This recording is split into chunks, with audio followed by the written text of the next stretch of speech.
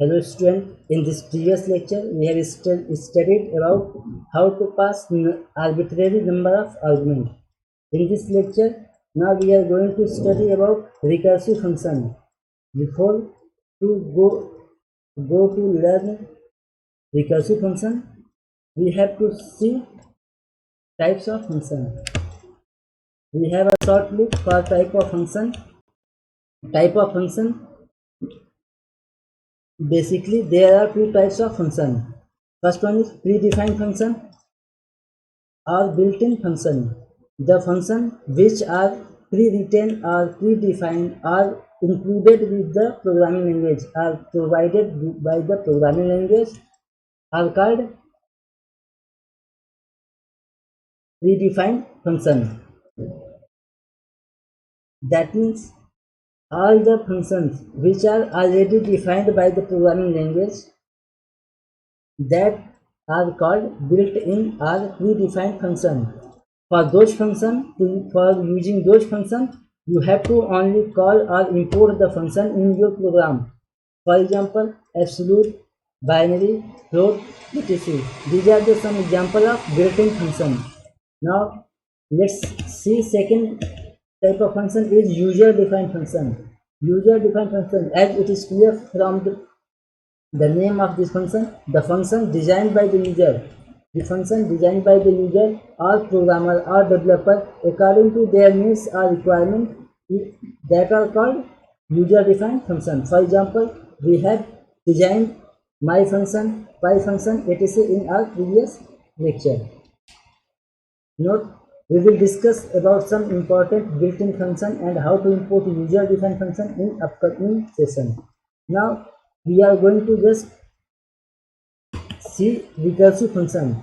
Now let us understand about recursive function. Recursive, what does it mean? Recursive, that means to perform any task repeatedly again and again. This is called recursive.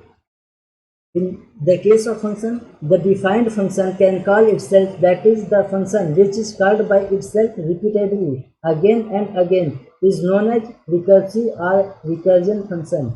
What does it mean? This is that a function is calling itself. A function is calling itself. It's called recursive function again and again. Let's understand this with the help of example. Now see, here define pi recursion n. If n is greater than 0, series equal to n plus pi recursion n minus 1. Print series, else series equal to 0, return series. Print recursion example series pi recursion 6. Here we are going to take input n. If there is n is greater than 0, we have to sum up to n is greater than 0.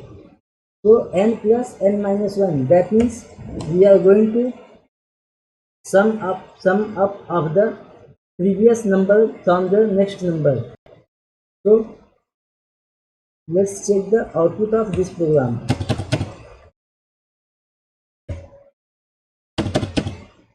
Let's check the output of this program. So run this program and now we will see the output. Recursion is 1, 3, 6, 10, 15, 21. Now see what is the pattern is obtained in the output. Here we are just performing n plus n minus 1. N plus n minus 1. Here what is the value of n? Value of n is past 6. N is 6. Now let's see the output. First n is 1. 1 plus 2, 3. 3 plus 3, 6. 6 plus 4, 10. 10 plus 5, 15. 15 plus 6 is 21. This is the series generated by the recursive function or recursion function. Now, if we are going to see the program of factorial by recursive function, if we are going to design a function, recursive function to perform factorial of any number, then what should we do? Factorial of n. Factorial, I hope you will know about factorial of number. That means factorial n into n minus 1, n into n minus 1 up to n is equal to 1. Suppose that if we are going to find factorial of 5, factorial of 5, factorial of 5, that means 5 multiplied by 4 multiplied by 3 multiplied by 2 multiplied by 1. This is the way to find out the factorial. 5 into 4 into 3 into 2 into 1. This will be 5 4 23 60 to 120. This is the 120. Now let's see how to generate this concept using recursion or recursive function. Define 5 factorial n. If n equal to 1, return n. The factorial of 1 is 1 and the factorial of 0 is also 1. So here we are going to check the condition. If the value of n is 1, then return n. That means 1 will be returned at the output. Else return n into 5 factorial n minus 1. This is the calling part of function in recursive. This is the our function. Here is the calling part of function. Here we call the function. Here call function.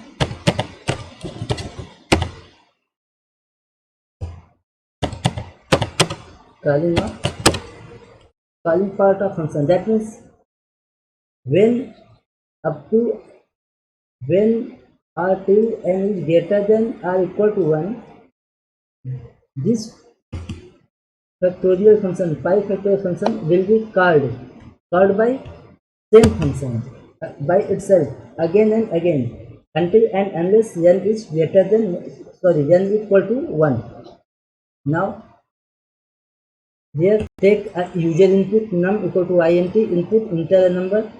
Why here we are using int? Because input takes default user input as a string, and now we have to convert the string into integer. That's why we have to type casting the type conversion to convert the string as an integer.